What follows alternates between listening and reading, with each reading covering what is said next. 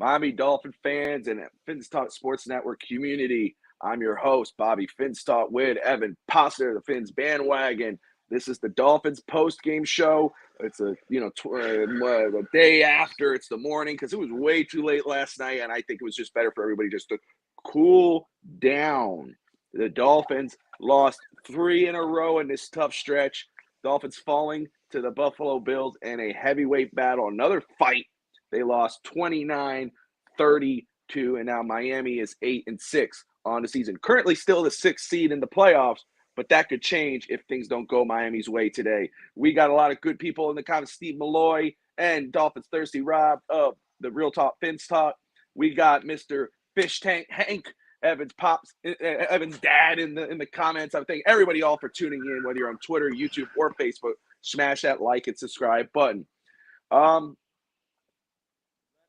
It's going to be interesting. Justin is supposed to be joining us. I know it's early. Could have slept in. That's okay. He'll pop in whenever he is ready to go. He may still be trying to wear off those negative vibes. Talking about negative vibes, and I think people are going to be surprised by my talk, but I'm just going to get this out of the way. As you can see, Evan is down right now. He did not, as soon as the Dolphins lost last night, he got in his car. He had a midnight stroll. He kept driving, and now he can't find his family. He can't find his family. He can't go. My family threw me out of the house. Evan, they told me to go sleep in my car. Listen, hey, I know last night was a loss. Dolphins are now 8-6. With the way Miami has played with Tyreek and Tua and Jalen, et cetera, and Coach McDaniel, and they were red hot, 8-3. The fans were off the charts. People were it was so much positivity, so much excitement for this football team. Now this is a tough stretch. We knew that the 49ers, we knew that, the Chargers, and we knew that this was going to be tough for Miami. The down part is we hoped it was going to be at least a 1-2 or 2-1 kind of thing. It's 0-3 right now. Positive here, even though Miami's 8-6, is that for me, in my opinion, I love that they went toe-to-toe one of the best teams in the NFL, one of the Super Bowl contenders, that they were there till the end, even though there was a lot of deficiencies there. Tua, in my opinion, even though, again, it was a loss, and I know a lot more people care about, look at his record, it's all these wins. He looked way better in a loss than he has in any kind of most wins. He passed the test in regards of in the cold weather game. He had a very good game for that type of weather. He passed that test. So there's a lot of positive stuff to look at this game, but the negative is that Miami did lose this fight. Man, what is on your mind? What are your thoughts, very quick, as we get on through the show, about what happened last night with the Dolphins? Our family on the network is posting in the comments for me to be positive. So, I'll start with the positives. Shut down all critics that he can't play in the cold. Good for him.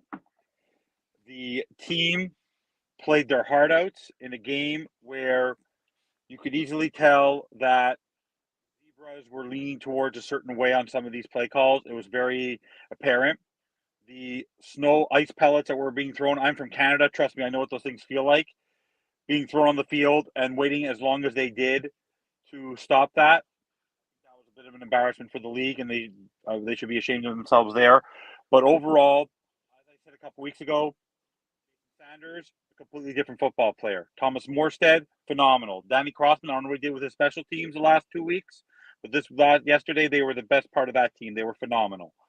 Overall, this team worked their tail off, whether you were Jalen Phillips, whether you were Javon Holland, whether you were the offensive line did what they had to do, whether you were Raheem Mostert, whether you were Savon Ahmed, whatever you had to do, a lot of the players did what they had to do for this team to win the game. Now, this game was a game for me that I personally would have rather have seen, just for me as a fan, a 48-0 shellacking than what I saw last night, because my heart can't take what the Dolphins keep on doing to this fan base. 3 wins, 3 losses, 5 wins, 3 losses. And steal a line from the founder of this network. We want to see consistency. Well, the one thing this team has proven is they're consistent at being inconsistent. And they like to go on streaks.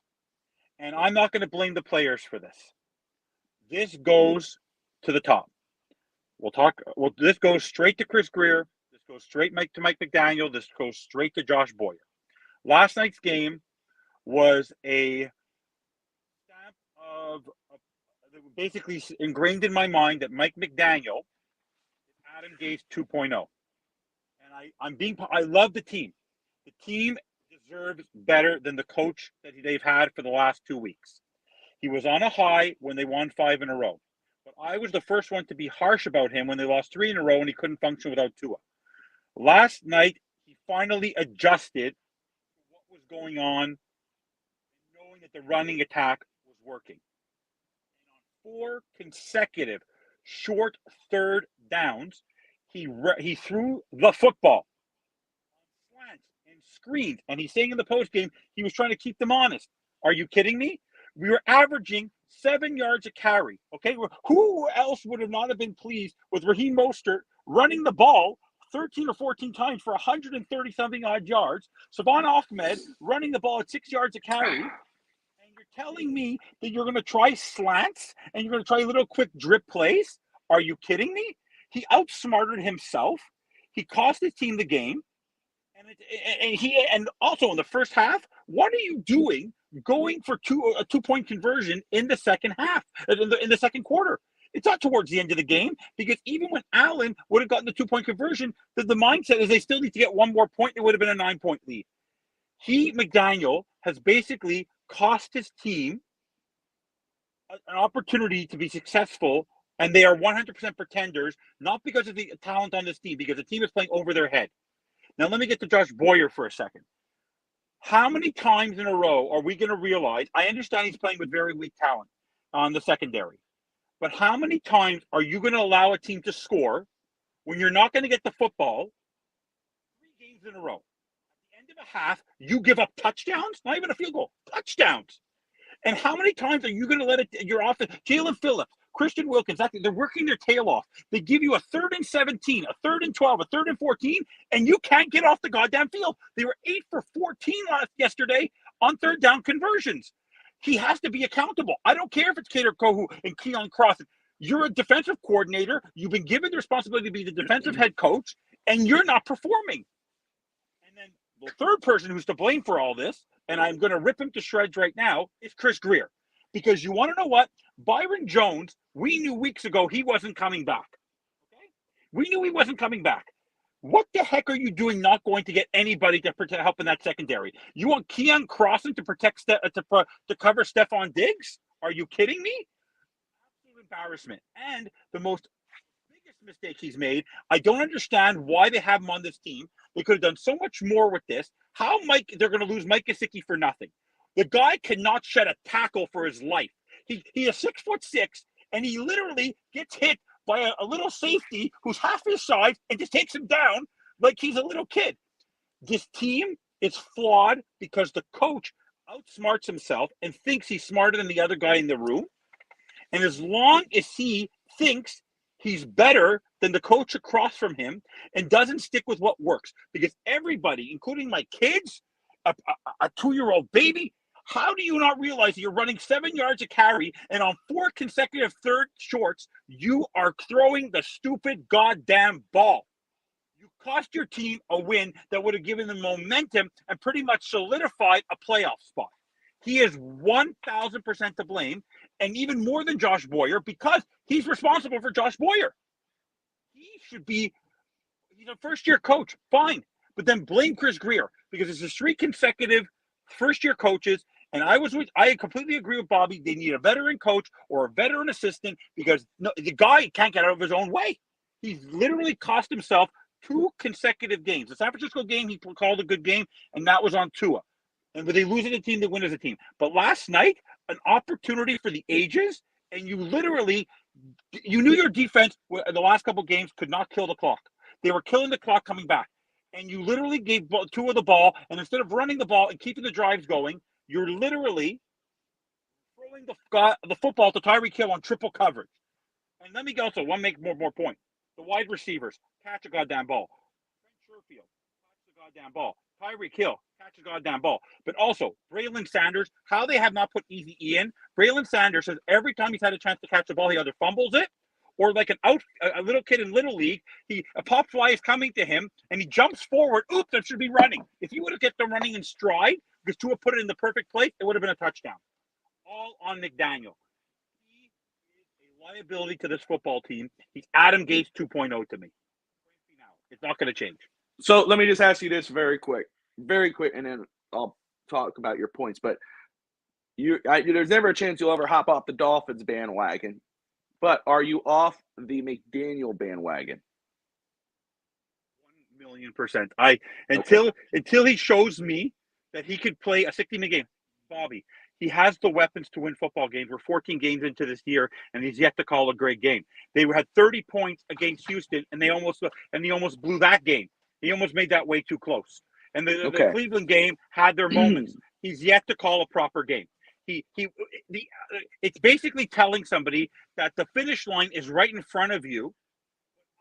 I'm going to go in reverse and go talk to the cute girl who's holding out water for me. He doesn't get out of his own way. He took no responsibility for the loss last night. He took 2 weeks ago. He took responsibility. Last night he didn't take responsibility. And what angered me more than anything is how he complimented the refs. Oh, I was talking to them. We have a great relationship.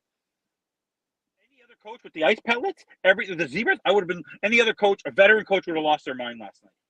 So let me. We're going to talk about the refs in just a bit. I wish Justin was here because I know he has plenty to say. But I can understand sleeping this one off. But New Finland, good to see you. Everybody tuning in. You're watching the Dolphins postgame show on that Finstock Sports Network. Steve is with you 1,000%. It looks like he says you are spot on. Dolphins lose 32-29 to the Buffalo Bills last night. That's one thing. And then, yes, Thirsty, Rob, it's not just you, brother. It does sound like, Evan, you're we could all hear you. It seems like though at times your volume goes high and then it drops real low for some reason while you're going off. So let me take off my AirPods, maybe because I'm. You're good. AirPods, so. Do you want me to take them out? Yeah, you can give it a shot. See if the AirPods don't work. But I will say this, obviously, if this is your first time watching the Finstock Sports Network. Ooh, echo. And those giant fingers, I feel like a little gnome. Like a giant is just coming to my town and about to pick me up. Whenever you put those big fingers. But look, what I was going to say last night, yesterday for Finn's Talk today with Fish Tank Hank and I, we did our predictions. I think Fish Tank had it 27-21 Miami. Miami. I had it 19-16 Buffalo. I expected a very close game. I called it a tie. I expected a tie. Well, you did, and it was there until the end. But I will say I didn't expect it this high scoring, to be honest with you, and I was very surprised. I have to say, I understand exactly where you're coming from. McDaniel's a different beast right now in regards or a different topic. I just have to say that even though the Dolphins lost yesterday, hold on a second. The man of the hour, the man of the power, JPF Scout is in the house. I see him back there. Hopefully he has a smile on his face when we get him in there. I'll put him in there, Alex. And then you can mess with the background. Nope, no smile. You just missed my rant. How did you just miss my rant? Dude. Perfectly. He played it perfectly. I just woke up. There's a bit that slept off that loss right there. It's okay. I get it. I overslept, man. Honestly, I never get sleep. So, I woke up. I was like, oh, damn. Oh, no. Let me hurry up. It's all good, man. I said, man, he's probably sleeping this off, dude. It's all good. But I wanted to keep sleeping. Honestly, I was going to just keep on going. It's crazy during these losses, man. I'll have nightmares of the game in the middle of the night. And I'm like, oh, dude, why didn't we make that tackle? Oh, what about that play? It was so close, honestly.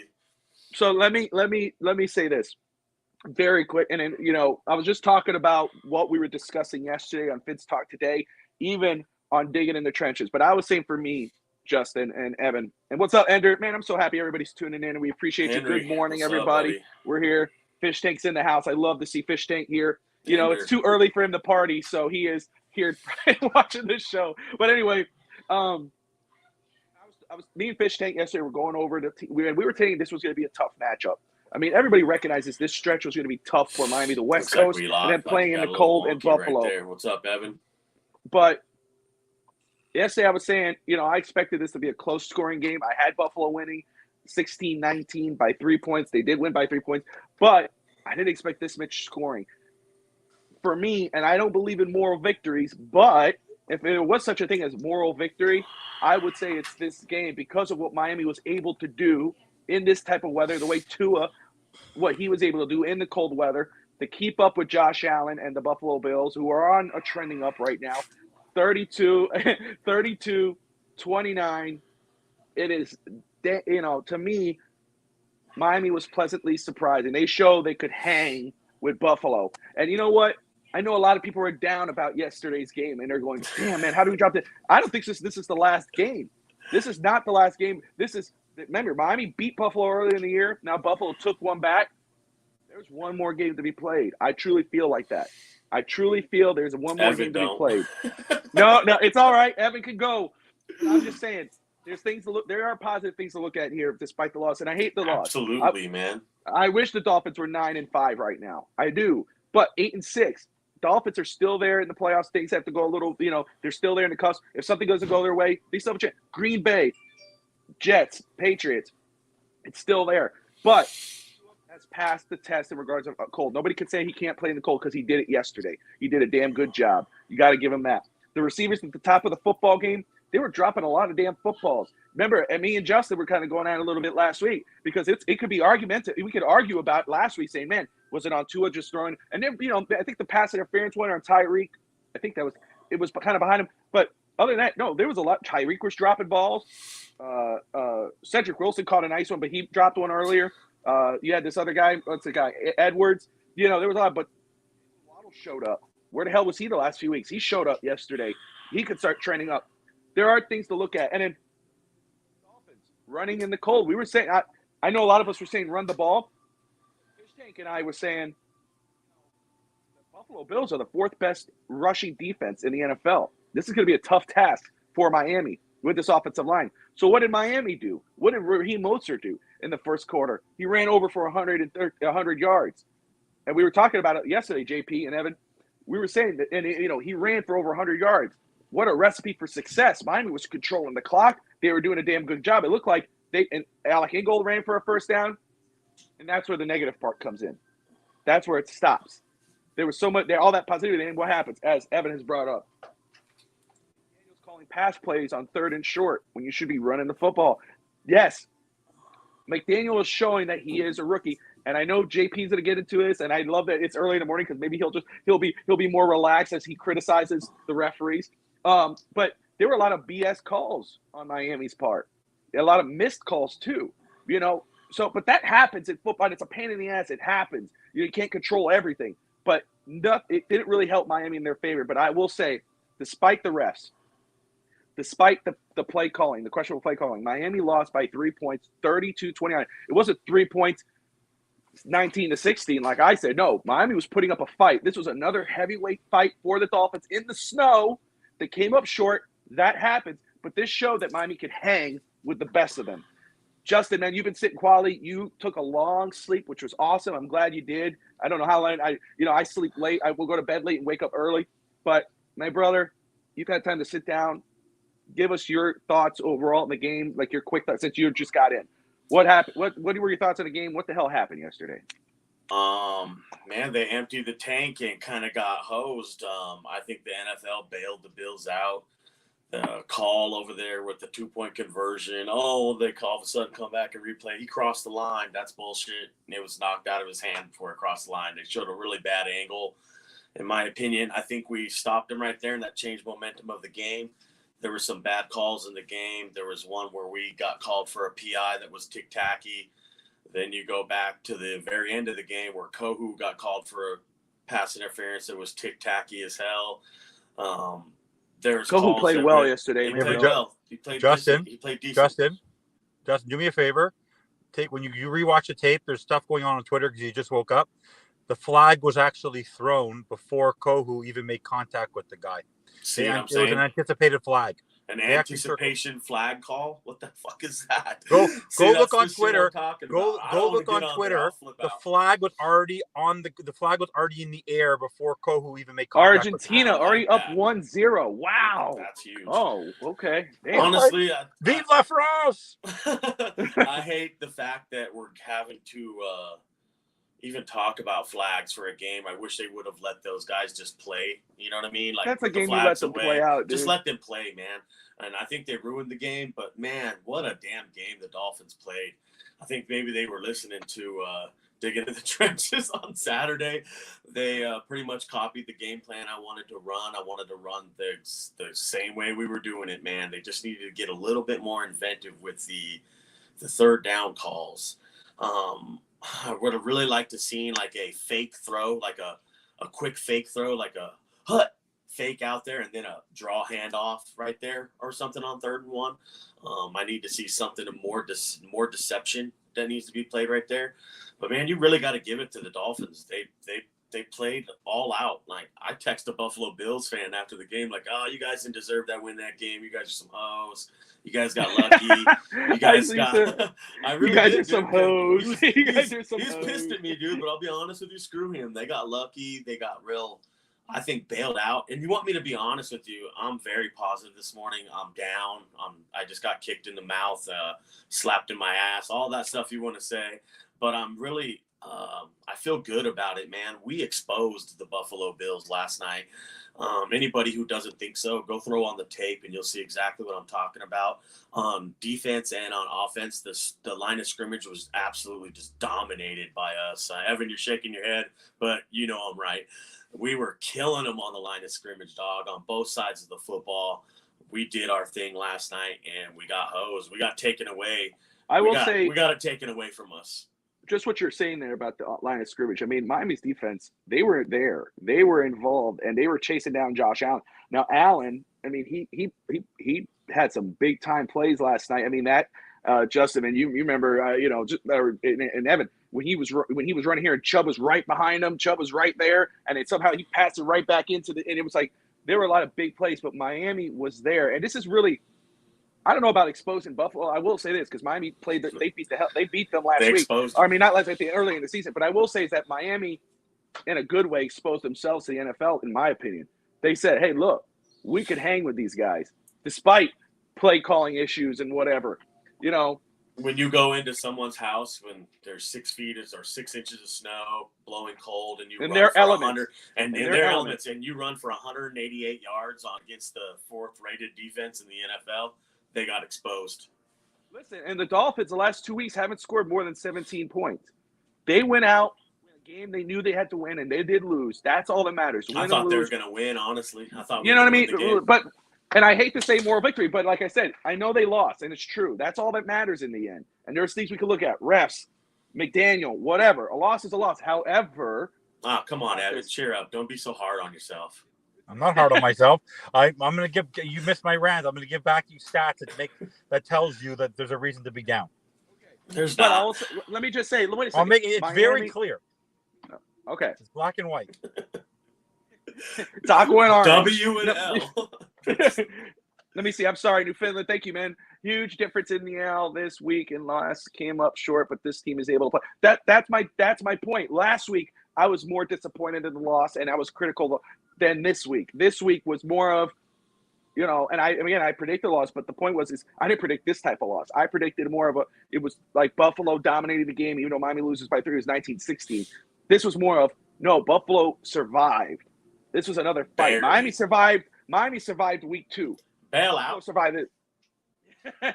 But 29-32, the Dolphins with all the criticism of not scoring over 17 points the last 2 weeks, in the elements of the cold weather, in the snow, against a top-tier team who's trending up, a Super Bowl contender in Buffalo, scored 29 points and were right there until the very end. But Tua can't play in big games. Tua can't play in the snow. Wait a second.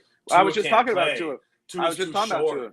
Tua can't do this. Tua can't pass over the middle. Tua can't lead his team.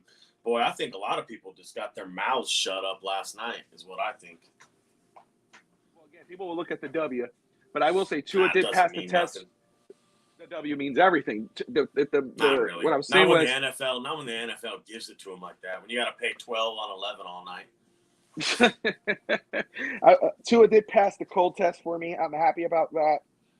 That's another thing he's done this year, which is great. He worked his ass off last week. What's the point of it all if it's all rigged? But anyway, Evan. Money, bro. That's the point of it all. What's the part of watching it? What's the part of if you think it's rigged? What's the part of watching the game? Because you have to watch the game. Are you hoping that eventually hopefully they'll rig it up our way? Why do you think I haven't been watching for the last couple of years, man? It's because it's rigged. It's a rigged sport. New. Okay. All right, moving on from conspiracy theories. Evan, season over? Is the season over? Season over. Yes. Season over meaning they'll go to the playoffs and lose, or they're not going to even get to the playoffs?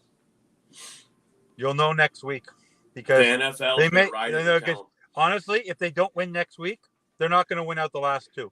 And what fears me about next week, it's another high pressure game because you're playing at home. You haven't been there in 3. And you're playing against Aaron Rodgers, who I don't care who's out there, is one of the greatest quarterbacks to ever play the game. You're playing on Christmas Day. I know friends who are going down south for the holidays, can't get a ticket. There's a lot of pressure going on to play this game. And Mike McDaniel is the liability of liabilities right now. And Josh Boyer is just as big of a liability, but I still put it on McDaniel. I'm going to say this again. 8 for 14 on third down. Every time they had if it was 3rd and 10, 3rd and 9, we got off the field. If it was 3rd and 17, 3rd and 14, the last 2 or 3 games, how they leave these guys so open. How is Dawson Knox that open?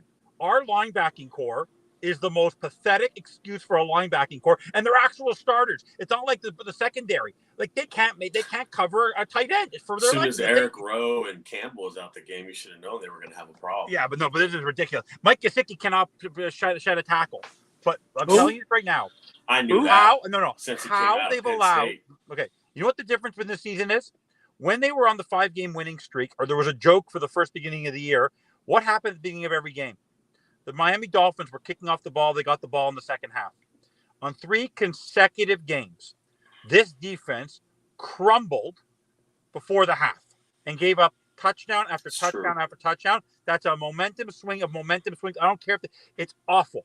And in 2 consecutive games, I don't care how tired they are. The defense, we had the ball. We have a chance to take a lead or make it or tie the game. We can't do it because of awful play calling on McDaniel. And in turn, then we can't get off the goddamn field. They're killing the clock for 5 or 6 minutes. That is a coaching staff mistake. That's not a player mistake. This falls on the coaching staff. This falls on Chris Greer. I feel bad for these players. These players deserve a lot more than what they're getting from their coach. Their coach has shown, because you wanted something consistent, Bobby, this year. You want to show that Tua was consistent.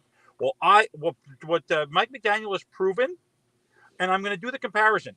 Kyle Shanahan, Zach Taylor, Sean McVay, they had all less talent than what Mike McDaniel's had and put in front of him. He was given a golden opportunity, a superstar wide receiver, a quarterback he can build around. What the heck is this guy doing? Honestly, Justin, I said this before. It's 3rd and 1. It's 3rd and 2. It's 3rd and 3. It is clear as day. My kid was sitting next to me. Why isn't he running the ball? My 7-year-old. I don't know. Why isn't he running the ball? And it's not like, and Bobby, it wasn't like he did it once. Okay. Twice. Yeah. No. He did it 5 consecutive third downs. He kept on throwing the stupid ball. You know, the difference I really see is when I looked at the numbers, too. I only wanted to throw about 20 passes. 21 would have been just fine. They threw 30 passes. In my opinion, the difference between us losing and winning this game was those 10 plays. If you run the ball for those 10 plays, I think you might see a big difference rather than the pass. I agree with you, Evan. I think they need to run the football. I don't know why you're so allergic from running the football. Yeah. You're having success doing it. You almost had 7.7, which is crazy. In this is a run game coordinator. Exactly. He was hired as a run game specialist. But he's chucking it around he's got Peyton Manning and Demarius Thomas and it's Tyreek and Jalen. It's Tyreek. I know, you got but them, I so guess. what? You have I to know. use everybody. And I know, like, I we were agree. successfully doing the game plan I wanted to execute. I thought it was going to end up in a win, but you just needed to run more than that. And you went away from it and you started getting greedy again. Like, oh, I hit Tyreek on this play. I can do that. I hit Jalen. Cedric even caught a pass. Oh man, I'm good pass. That was a nice Braylon Sanders. Oh my God. I'm impressed with the way Tua played, man. Honestly, I really am impressed with the way I'm Tua proud of played. Tua. But I always want to make a point. When you read what people are writing about, the negative Nancy's about the Dolphins are actually giving them praise. The people who are being hard on them, the people who are being hard on them, the people who are being hard on McDaniel today are actually the true bandwagoners. It's the Tuaneers, it's the Tuanons, it's the people who live and breathe this team. I follow a ton of guys on the That's his saving grace. That's what he's trying to say. No, I'm a true Dolphin fan. That's why I'm being so damn rude. But let me just tell you something. You know what the problem also is? Tua's athletic. He's not athletic like Josh Allen. But look what Josh Allen did in a play where he's given the free reign where he can just run and make plays. That was a design quarterback. I feel like right now Tua's a maestro, and he has to do exactly what McDaniel tells him to do.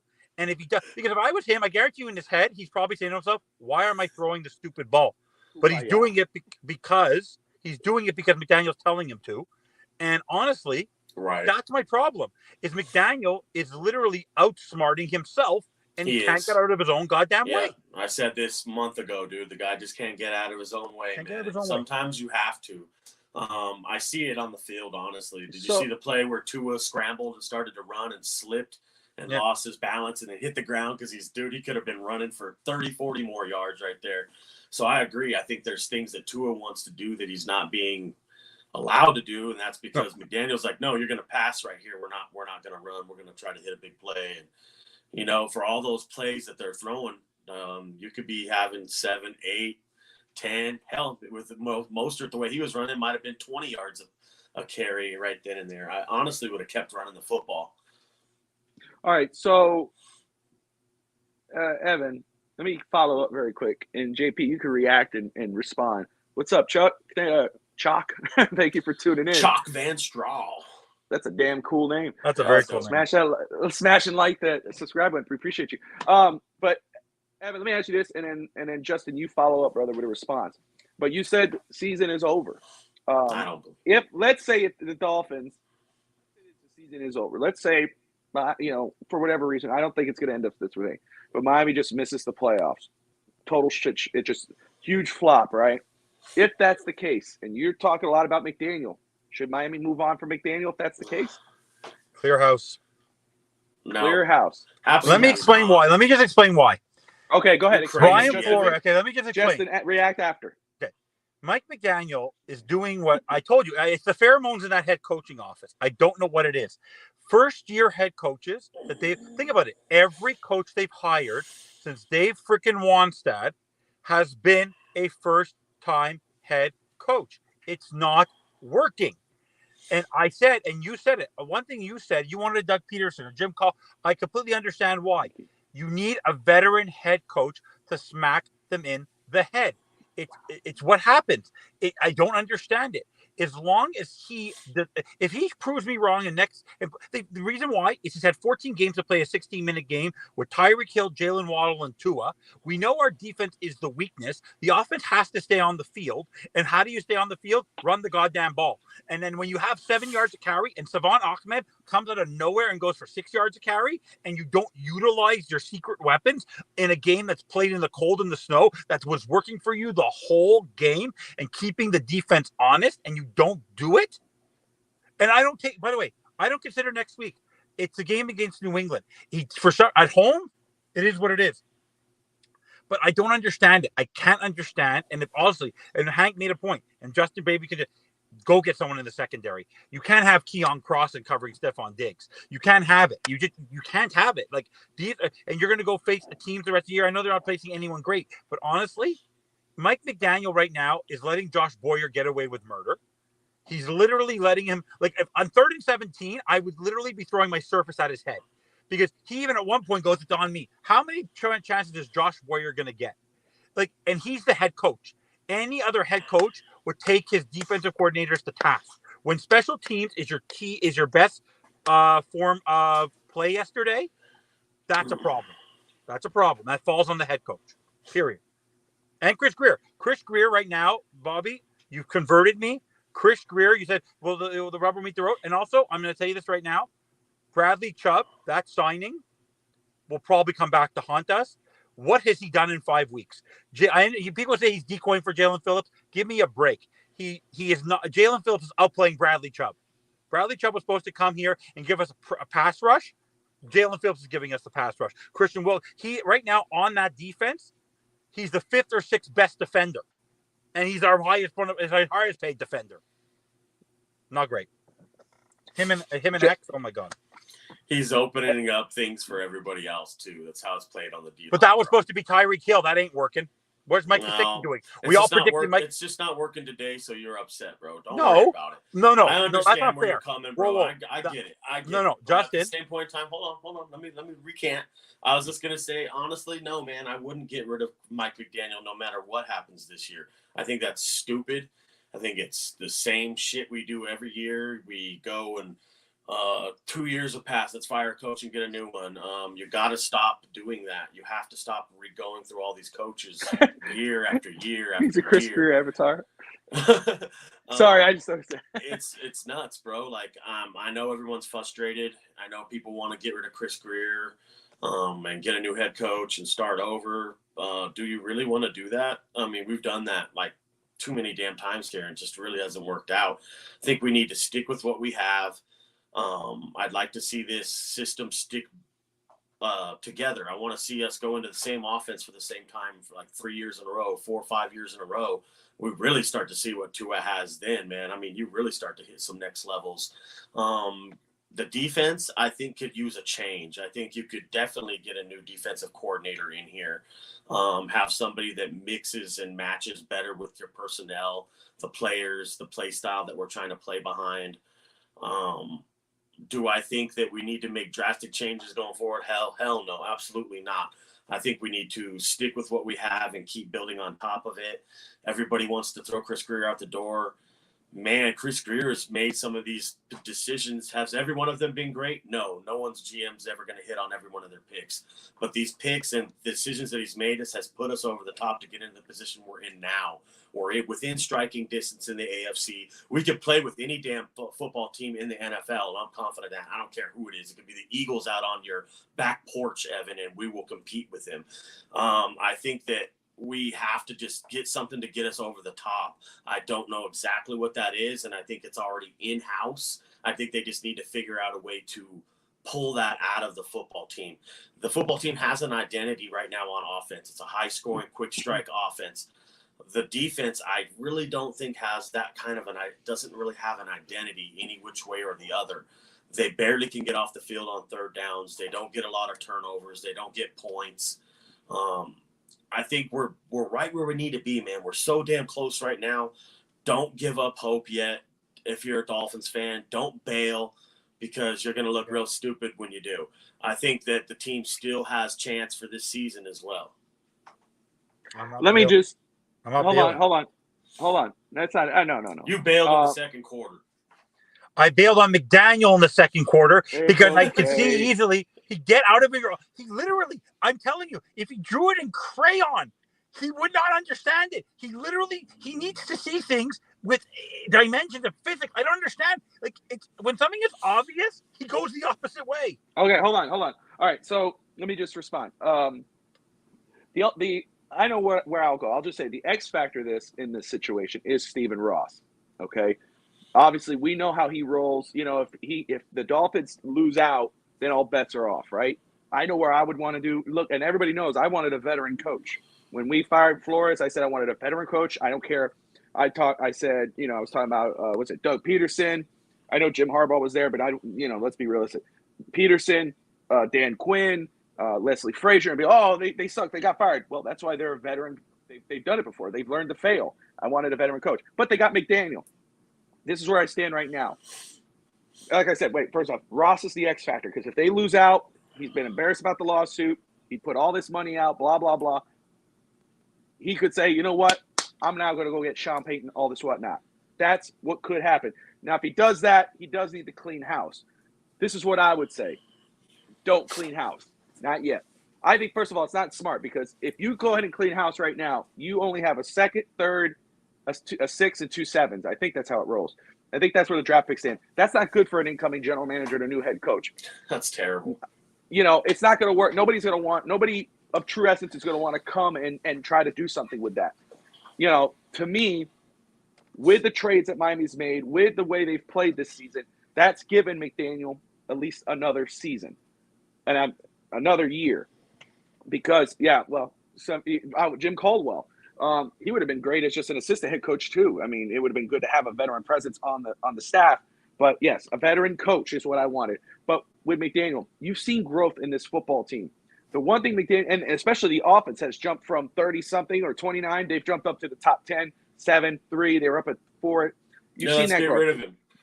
But the defense, actually earlier in the year, won some football games for us.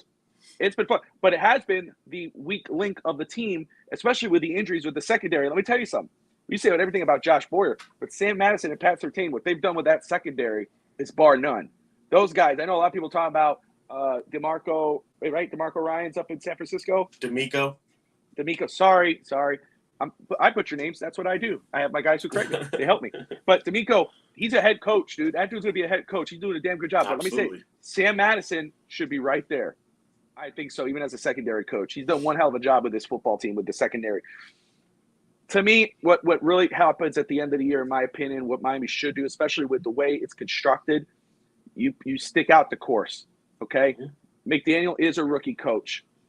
Look what he's done with the weapons or the players that he has had, okay? You did add Tyreek, okay? But everything else is pretty much the same, Armstead, whatever. You let that continue to grow and let them see what happens when you play out the course. Somebody said, get a true tight end. No, you need a true tight end of the system. Gesicki, he doesn't exist in this offense, guys. He's just a body right now. You need to get it. Me and Justin were talking about it yesterday. You got to look at tight ends that fit the system, all right? You got to get, for me, I think Boyer is one and done. This is, if the Dolphins lose out, it's Boyer who goes away. Yeah, he'll be the fall guy. And who is it? What the guy to look for, guys? We talk about veteran coach, but someone who's been there as a defense coordinator is the former coordinator, the former head coach of the Denver Broncos last year. Vic Fangio. Bam. So I don't think it's over. As far as the season, I think the Dolphins will make the playoffs. I'd be shocked if they don't. But I don't like moral victories either. But if you want to call a moral victory, yesterday was it. But no one does. Is that it's over? But I do think that if it does end in a way like where Miami just misses the playoff, or they get one and done in the playoffs, we're seeing a new defensive coordinator next year. That's just my opinion. Real quick, go ahead. I know everybody is going to throw this under the rug and probably throw this aside and not even take it as a consideration. But we all realize that Tua's going on his third offensive coordinator in the last 3 years. Realistically, that means this is Tua's rookie season. And that's the way I kind of see it. I think Tua's still a rookie. And that's why, because this season's shown me with the right player, being put in the right situation, the right kind of play caller. Did he make the right play calls for us last night? No. But he has done a good job with Tua this whole season. I think that we're put in a good situation. I'd love to see us go forward with McDaniels as the coach, being in the future. You put him in the same system for 3 or 4 years, I think you're going to get a lot crisper of a product you got out on the field than what you got right now. That's one thing we've noticed with Tua. We use the same head coach, different coordinators, all that whatnot. The difference this year, I think, has been McDaniel and the growth of Tua. Yeah, he got Tyreek and Jalen. That's going to help any quarterback. I don't care how deficient that the deficiencies he have. You put that, when you give those weapons, he's going to have big games. But the biggest difference is obviously, and I don't mean attitude in a bad way. I mean his attitude. You see the smiling. You see he's never down. And McDaniel's there. You were just saying about running the ball. Oh, he doesn't have the freedom that Josh Allen has. I got to push back on that because I think that McDaniel's given him a lot of freedom. And even when he makes mistakes, it's like, hey, just fix it. It's not, hey, you know what? We're gonna put Teddy in, or we're gonna put Skylar in. Just sit down for the second half. No, it's, you know what? Go out there and have a better second half. It's the freedom to be him and to grow with these players. I mean, he is put his personality. I'm talking about McDaniel and Tua, who's already ingrained that personality, but now Tua can let that out.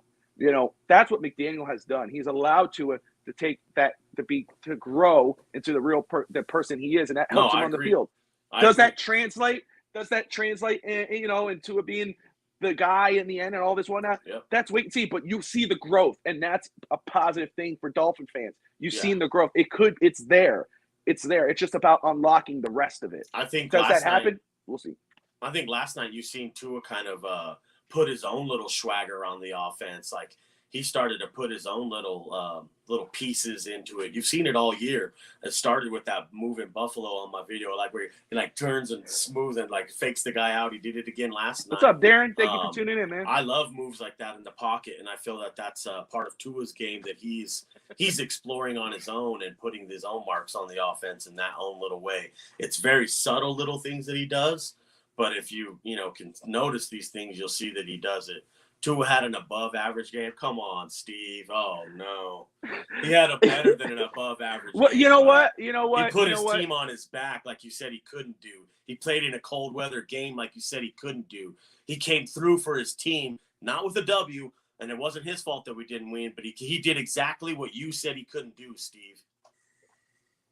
I will say you could say it's an above-average game, and everybody knows how I feel in regards to Tua, and I hold him to a standard and all that whatnot. But I will say, in the weather, in this type of situation, in December, and it was a loss. It does count as a loss because if we're going to count bad games and still a W, we're going to count it as a loss as well. It's just what it is. It's fair. But watching the game, I'd say, you expect the struggles. And, yeah, you could count everybody has a bad throw here and there. But, no, yeah, if you want to say above-average game, I think that's fair. But you know what? It was in the cold weather snow game where he played. He had 2 touchdowns, 200 some odd yards. He had a great game. He did his best, in my opinion, at least, than what he did the last few weeks. This showed growth yesterday. So that's why I'm gonna go to it. What I'll say about Tua. Man, Steve, in order for him to have an elite game, I'd hate to see what he has to do. He probably has to have like 25 or 25 for 5 TDs, 525 yards, and 130 quarterback rating. In order for you to give him his flowers. Ben, McStubborn, number 1. All right, so getting up on the hour here, about 50 minutes, about 48 minutes, getting to 50. Based off what you've seen the last 3 weeks. Tua sucks. He's too short. We're a quarterback away. Wait, what does that say? Somebody wrote that? Or you mean a smart ass? That's what I'm saying. Smart ass. That's what everybody's been saying all damn year. I've heard a couple different people say it. So you've seen the last 3 weeks, okay? San Francisco, 17 points. Chargers, 17 points. They scored 29 points in a tough-ass game. They lose yesterday. They're 0-3. They're going to play the Packers. Evan has brought up it's going to be a tough game. It damn will be. It's Aaron Rodgers. It happens, but we will be at home. You don't have to go into predictions because you and I both, Evan too. I know Evan has Tuesday he'll do bandwagon, but he's off the bandwagon. How are you feeling? No, I'm not. I've never been off the Dolphins bandwagon. I have given this team their flowers for how they played last night. I have been consistent about one person and one person only since the day Tua went down. And I've been like that since week 4. I've been very consistent with my opinion. Yeah, you have been on Mike McDaniel's ass. I've been on his ass since week 4. Since the Cincinnati game, I've been on his ass. So have I, but there's nothing we can do. All right, so how confident are you? How confident are you with Miami versus Green Bay? Me? Yes. Oh, you don't have to go into predictions. I know you have you reserve the right to on Saturday change your view, but right now with the way it's been, what is your gut feeling like? Where do you stand on that game? I think the Dolphins will win that game. Okay, you feel they're going to win it right now. You have that. Okay, cool. Yeah. Evan, what are you thinking about Green Bay? You don't have to give a prediction, but it's just your gut. They're going to win, but they're now basically what the team has to realize is they have to the next 3 games. They basically have realized. You know what they realized last night? They're going to win in spite of their head coach and their defensive coordinator. Basically, what I learned last night is we do not have a head coach. We have an offensive coordinator, not a head coach. That is what I learned last night. Because Josh Boyer for 3 weeks, no accountability. And he should have taken accountability last night that I effed up. Every single person knows that Mike McDaniel did not do anything smart on third down. He never took responsibility. Last week he took responsibility. What's wrong with yesterday? He basically said the team could have done more. No, you could have done more by calling passing plays. Running plays. Yeah, Stop throwing the goddamn football. Oh man, it's tough. Let me ask you guys this question: Are we at this point? We're going to finish 10-7 or 9-8.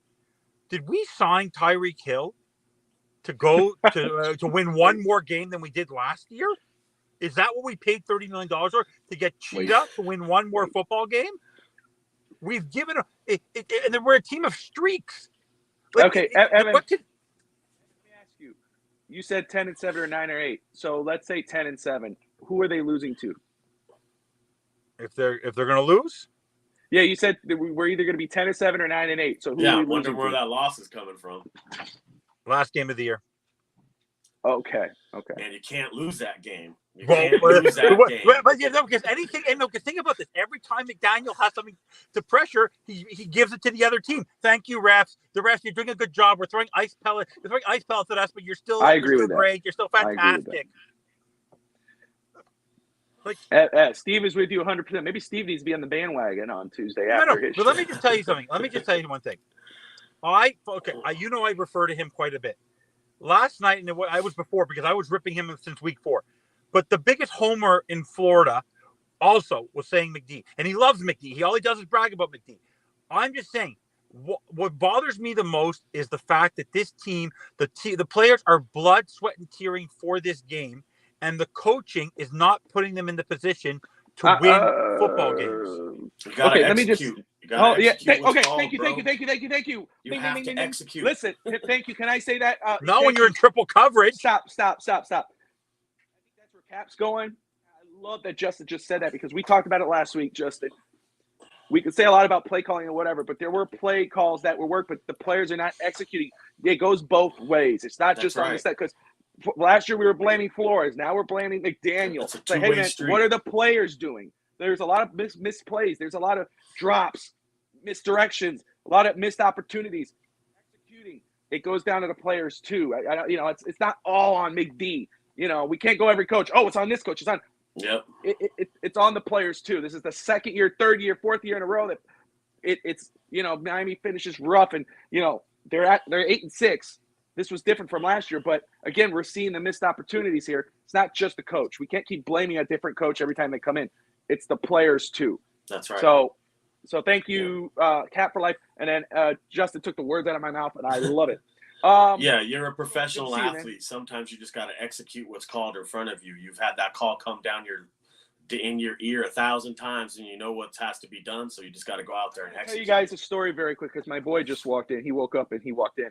But yesterday, as after the game, I came into the room and I was deflating, and I turn on Matt and I pick I'm the coach of the team, whatever, and I simulate 3 years. And I know I'm going off the cuffs here, but I just got to tell you guys this story because this is so funny. 3 years. My son's favorite player is Tyreek Hill right now. He loves Tyreek. And so anyway, we're 3 years in. Hold on. Don't talk. You would trade him. Okay. He's so pissed at me. So what happens is you traded him. Yeah. So listen, hold on. So we're 3 years in, right? And Miami doesn't make the playoffs. The cap situation bad. There's only $2 million in cap. And Tua's still there. Tua's still there. Tyreek is still there. But the cap number, and I don't want to get rid of it. But I'm like, okay, how can I save cap? It's not going to affect the dead cap. So I say, you know what? I got to make some moves here. I got to do some things. So remember, this is 3 years after this year. Okay. Right. So I say, all right, I trade Tua out, right? And I get a bunch of draft picks to help me space out the year. So there's going to be one bad year. I got to get this and then work on the year. And I go, all right, I finally get a suitor for Tyreek. I got 2 first-round picks and a second-round pick because you can't do anything more, which is kind of BS. Anyway, my son doesn't know this. All right, so this is like the next season. I start the game. I have a rookie quarterback finally drafted. Jalen Waddle's still here. I got this new wide receiver, DeJuan Slay, whatever. My son walks in. He goes, "Oh, can I watch you?" I was like, "Yeah, man, come on." All of a sudden, he goes, "Who's that quarterback? Who's number 19?" I go, "That's my rookie quarterback." He goes, "Where's Tua Tagovailoa?" I go,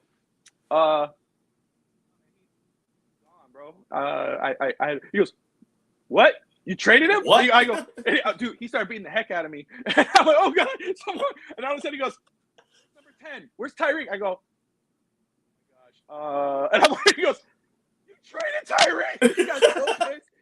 So damn funny, dude. Hell yeah, dude. But we're 1-0. We're 1-0 to start the season, guys. So you know what? Coach Melendez has it going so far. I got a quick question about your story. I got a question. You said you were simulating 3 years and you traded Tyreek and you traded Tua, right? Did you win a Super Bowl in that span? That's Bro, why I what did the it. hell are you doing? No, hey, McDaniel was the coach for those 3 years. I put myself as the coach. I let I'm him with ride your out. son now, dude. Wasn't me. It wasn't me. It was McDaniel. Yeah, Evan's right, man. We should have just moved on, man. Damn. Hey, No. yeah, I guess Evan's right, man. Damn, we simulated 3 years. Not. That's why it's real life and not matter. Yeah, my son snitched me out, man. Snitches get stitches. My son. Little man snitched you out, dog. He says right. Fire You the traded chief. Tyreek. I'm like, shh. Don't say that on air. Oh gosh. But anyway, guys, listen, man. It's good to smile. You know, I know it's hard right now. Dolphins now have fallen. They've dropped 3 straight. We could say everything in the book as to what's going on and put blame it on it. It's still 8-6. It sucks. The Dolphins have dropped 3 straight, but it is 8-6. The Dolphins are still. We'll see how these Sunday games go. I don't have my computer here. I'll do a little playoff machine, which I like to do with Evan. We did that last week, Justin, when you dropped off. We did the playoff machine to kind of see how it goes. We kind of figured out the games, but I don't have that right now, so we won't hold on to it right now. But Miami has that opportunity. It's still there.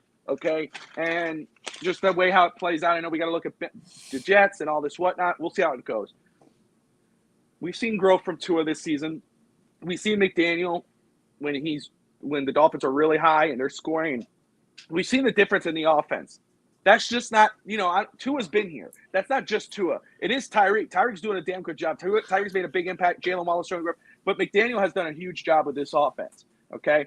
But he is a rookie coach. And, we see where the rookie things are coming in when it comes in calling pass plays when you should be calling a run play. But I'm not going to pretend I know more than the coach, but it's just obvious when you're watching a game what they should do. But team's still 8-6. It sucks to be 8-6 because we should be a lot better than that, but it's not the end of the world. The Dolphins will be in the AFC Championship. From your lips to God's ears, brother. Let's go. That's God's ears. Cállate la boca. All right, so Cállate la boca.